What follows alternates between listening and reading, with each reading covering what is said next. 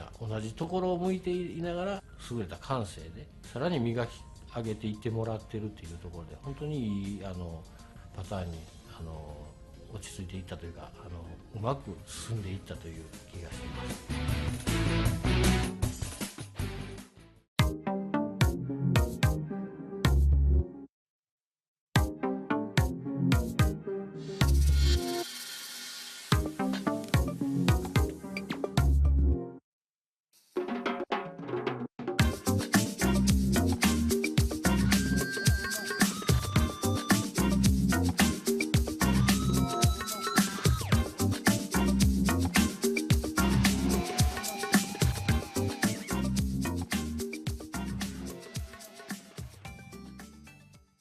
It's a simple thing, really, to compare Other M to an incomplete puzzle.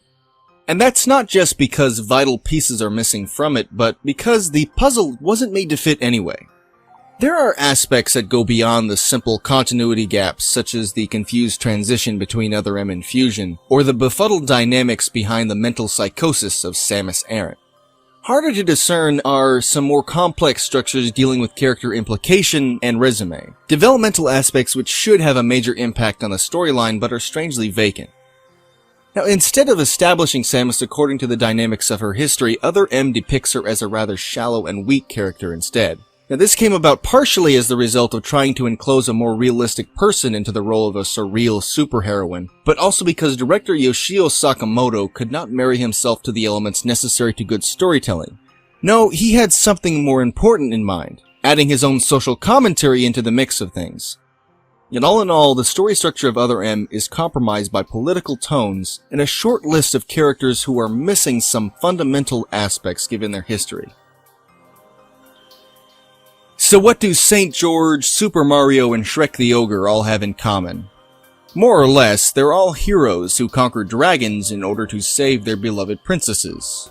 Now, the princess and the dragon premise is very common in storytelling, its thematic elements hailing back even as far as biblical times.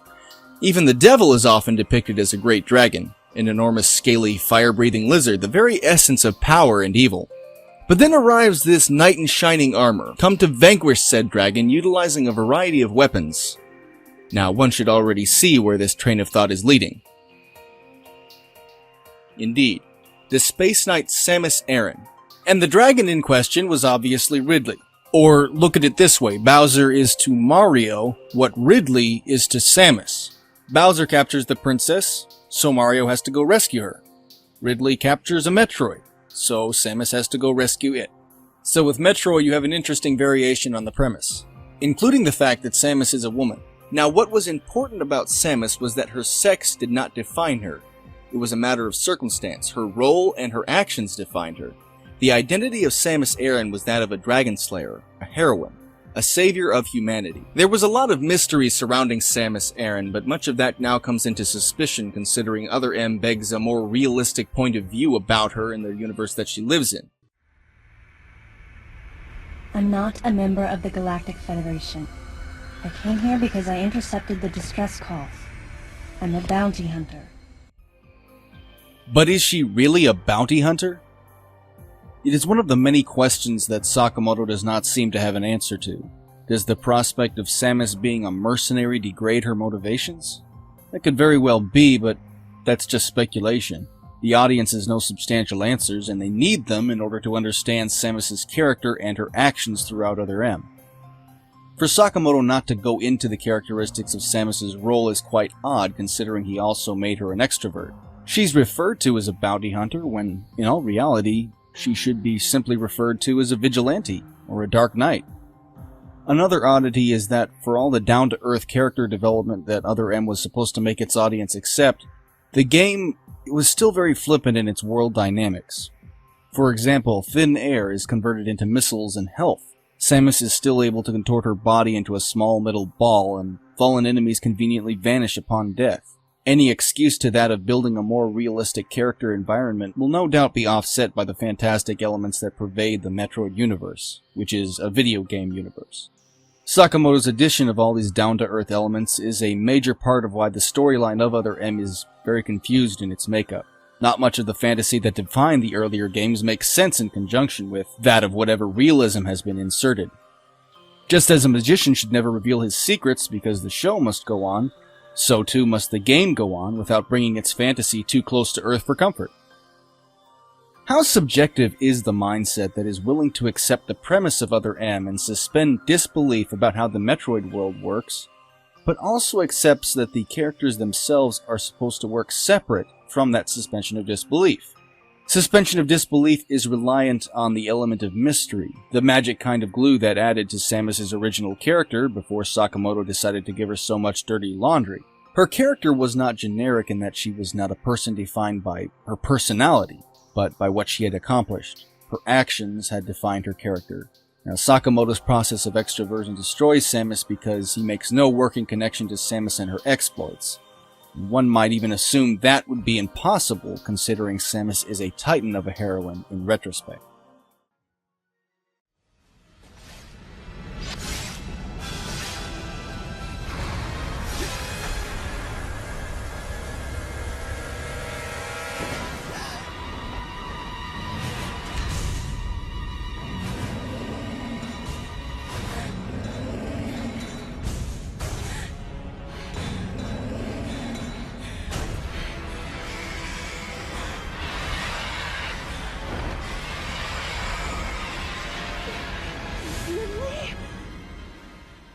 Sakamoto really dropped the ball when designing Ridley's character for this game, thus bringing the Space Dragon's objective purpose into question. No, the biggest gripe about this scene featuring Samus's mental breakdown should not be relegated to that of Samus's reaction alone, but by the elephant in the room that is the fact that she and others continually refer to this animal as being Ridley. However, Ridley has no purpose in this game due to the fact that he's not truly appearing in this game. Indeed, the resident dragon slayer seems to be missing her real dragon throughout her adventure. The creature Samus encounters in Other M is a clone of the original Monument of Terror, which represented so much more. Any rivalry between that clone and Samus is far removed, as the clone functions as just another beast that Samus must conquer amidst a horde. The clone is given no personal gripe with Samus outside a game of hunter and prey, again just like the grand majority of creatures Samus fights on a regular basis. What is this clone's worth outside simply being bigger and stronger than most other monsters? None. The clone is not subject to the intelligence that marked the prominence of the vindictive, plotting powerhouse that was Ridley, a mastermind of evil from previous games. No, the clone brings nothing of worth to the plot whatsoever, even in relation to Samus's traumatic childhood experience, which is never resolved because the clone is killed off-screen outside Samus's influence. Ironic and perhaps even somewhat depressing is the fact that Adam Malkovich, because he admitted to Samus that fighting invincible Metroids would be a step down from fighting this clone. Again, Sakamoto does not seem to know what he's doing here. There is no clear-cut animosity between Samus and this clone. And even if there was, it would remain one of the many plot points resolved outside Samus's influence.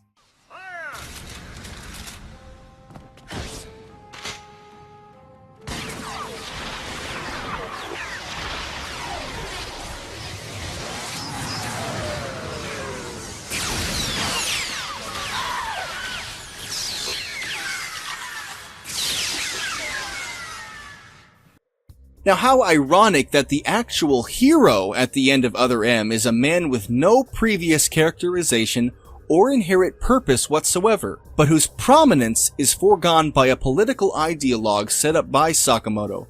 Quite an ubiquitous distraction from whatever the main plot was supposed to be.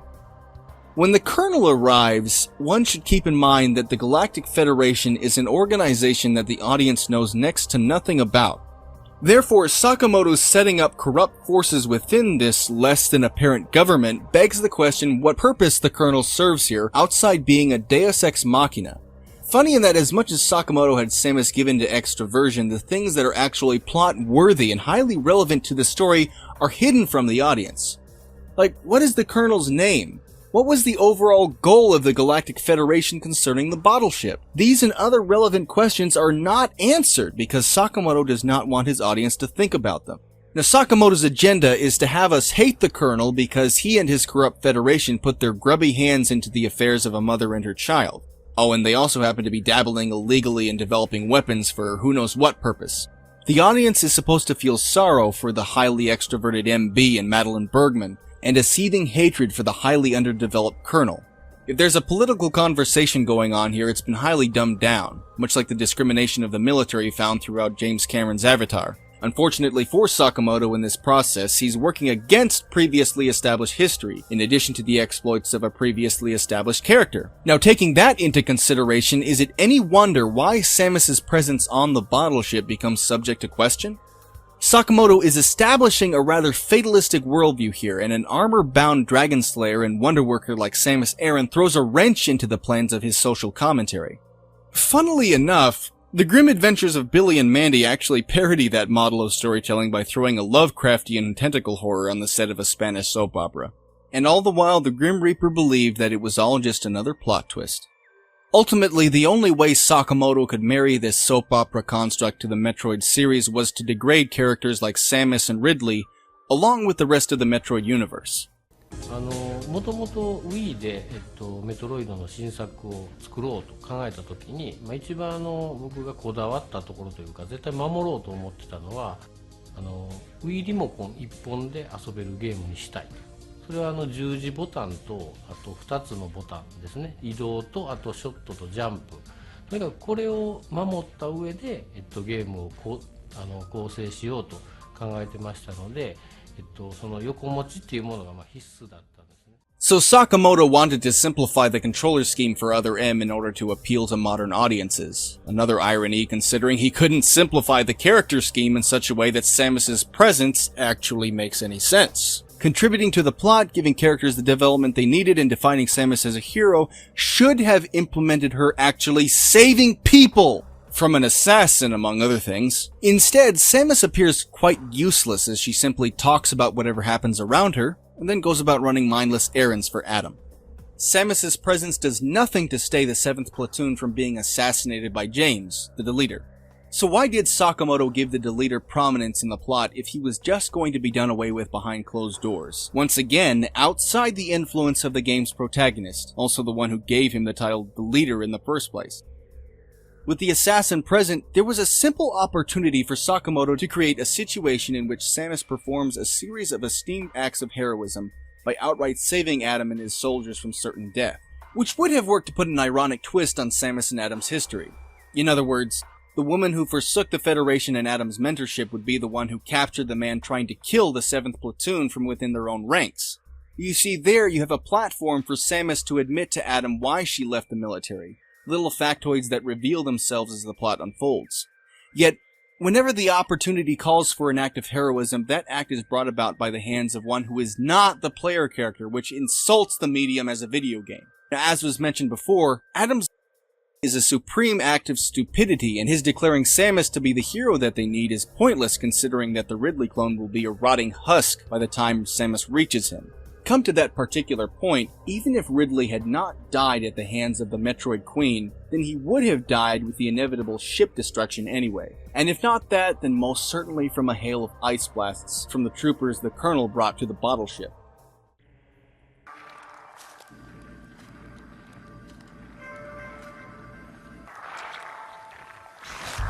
Some creatures use the powers of others to capture their prey.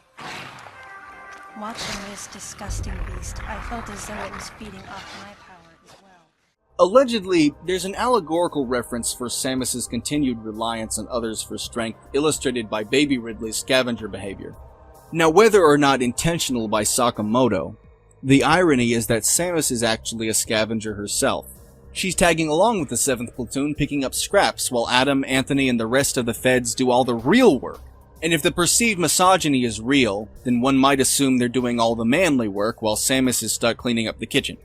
How can a video game's story be anything but bad if the main character does nothing relevant, makes no important accomplishments in the long run, and learns nothing after all is said and done? Instead, the game's end points to Sakamoto building a platform to criticize military or government organizations tongue-in-cheek. Mission completed. The planet Zephyr was annihilated, and all Metroids were exterminated. A simple report, almost dull even, but it felt momentous to me. Even the strongest characters have their weaknesses. Yet what is the difference between a strong character showing her weaknesses and a character simply coming across as weak? The difference between the two are in the details. Sakamoto neglects an extremely important piece of Samus's history that not only compromises her character, but if taken at face value, compromises her humanity. Again, more irony in that Sakamoto intended for Samus to discover her humanity. That aspect is the utter subjectivity of Samus's guilt. One should note that Samus's original mission was to capture a baby Metroid and bring it back to the Galactic Federation. The rescue of the baby Metroid was also a focal point around which Sakamoto wanted to build up Samus's humanity. Samus's guilt is seemingly tied to the loss of that baby Metroid, although even that tragic detail fails to cross the border of Sakamoto's lack of clarity, considering Samus hardly does enough dwelling about it to warrant its significance to the audience. Even so, wherefore is Samus's guilt for having played a major part in the destruction of an entire alien civilization? Indeed, Samus's original mission was not the destruction of Mother Brain, but to simply apprehend the baby Metroid. But in destroying Mother Brain, Samus was indirectly responsible for global genocide. If not for her, then Planet Zebes would still be there. Yet the game spends no time in dwelling on the guilt that should be associated with that action, thus degrading the humanity of the protagonist to that of robotic, appropriately designed given the staleness of the voice actors who play Samus.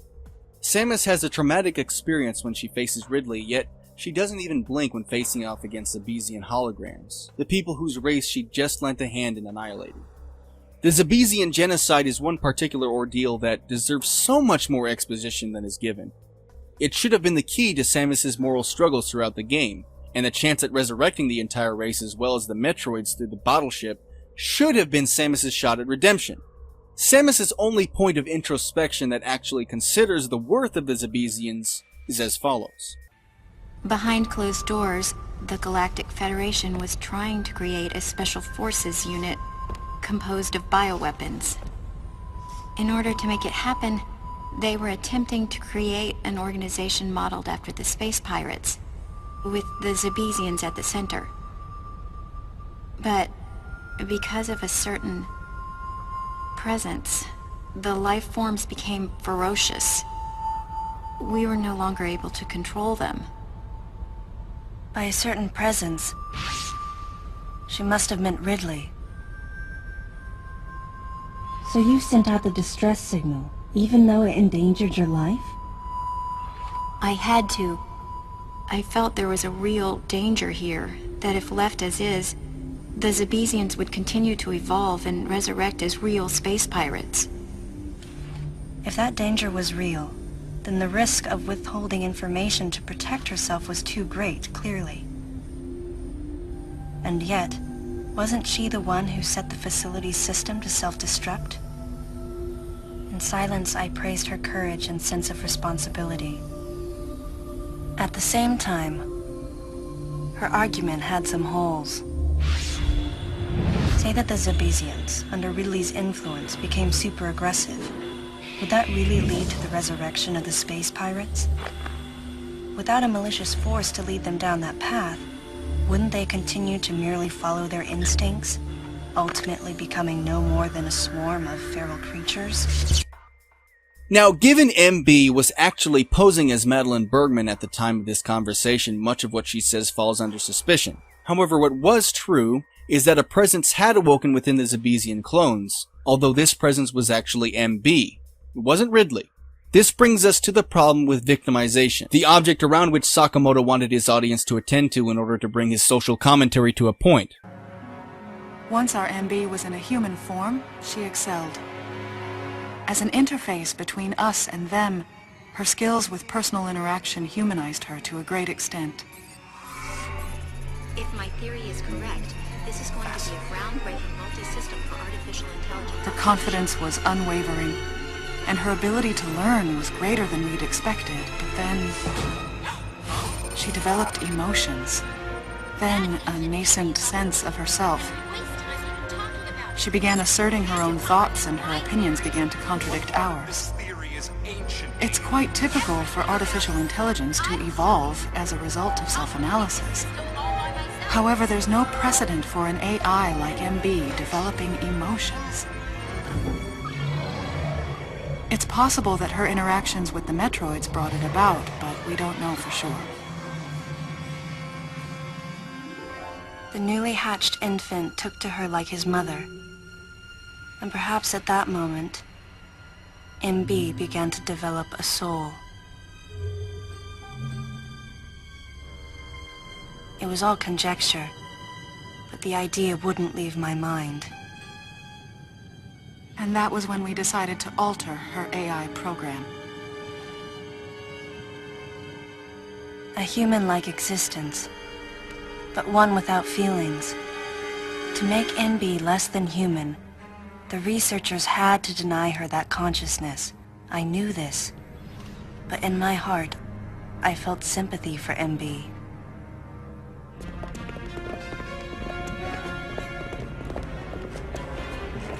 On the day we were going to alter MB's program,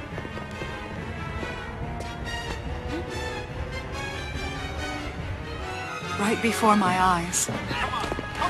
No! I watched her being restrained. Stop! What are you doing to her? These orders are from above. Take her away. Wait! Madeline! She reached out to me and asked me for help, No! but there was nothing I could do. What's happening? My presence that day caused a disturbing reaction in her.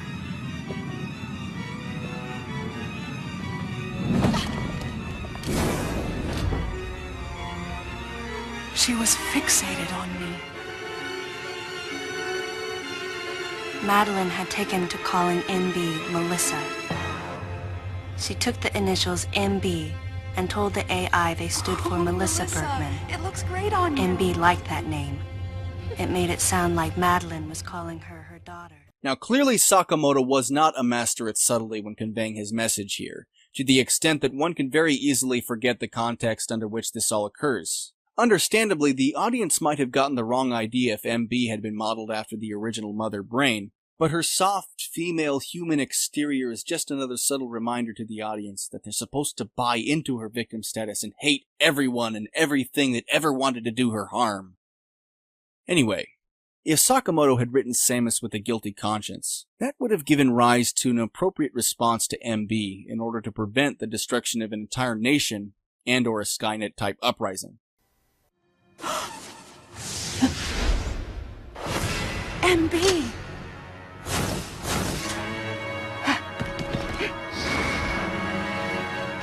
Wait, MB, calm down.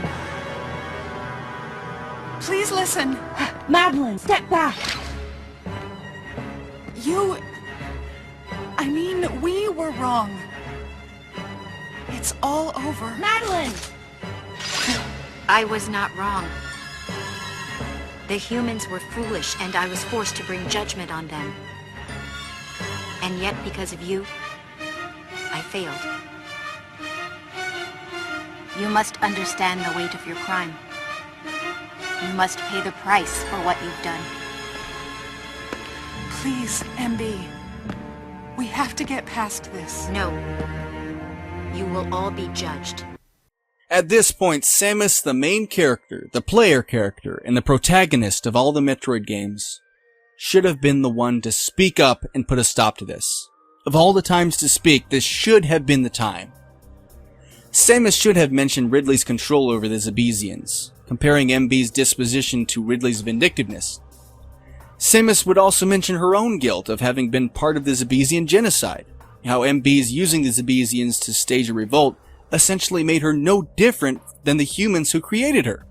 That if she wished to rise above that pain and anguish, she should take the Zebesians away and start a new life.